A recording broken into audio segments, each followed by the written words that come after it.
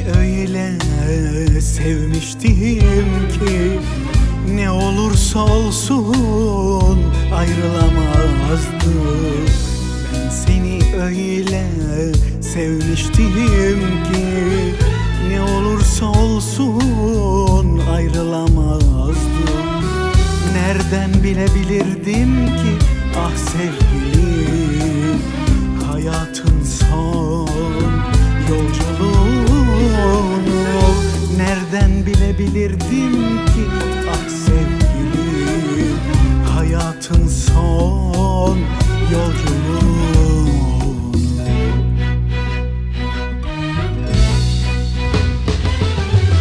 İsyanlarım hepsi boşa, ömrüm geçti koşa koşa. Kader bizi böyle ayırdı. Sevgi dolu yüreğimle, kadehimle dileğim. Kader bizi böyle ayırdı.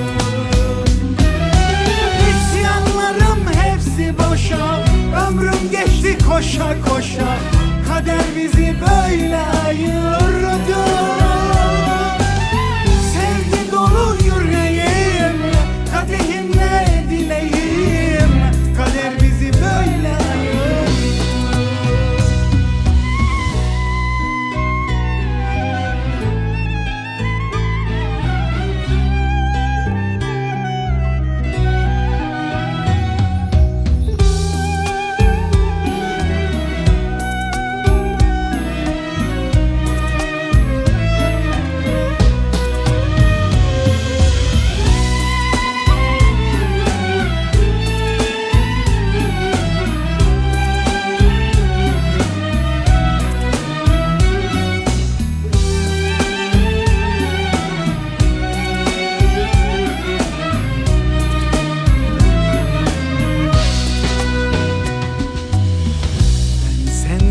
Şimdi ne yaparım ki?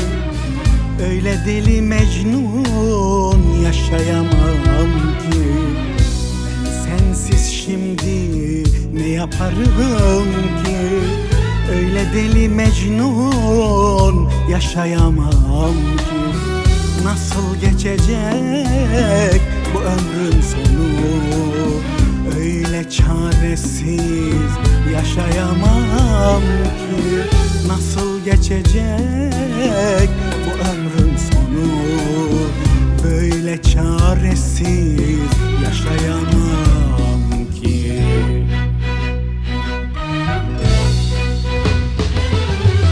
İsyanlarım hepsi boşa, ömrüm geçti koşa koşa.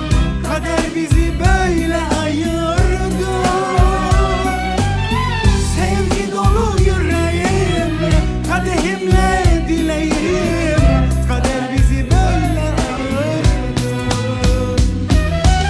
İsyanlarım hepsi boşa, ömrüm geçti koşa koşa.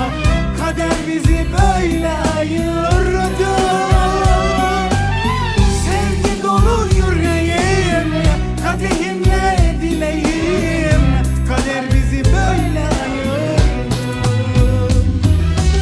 İsyanlarım hepsi boşa, ömrüm geçti koşa koşa. Kader bizi böyle ayırdı.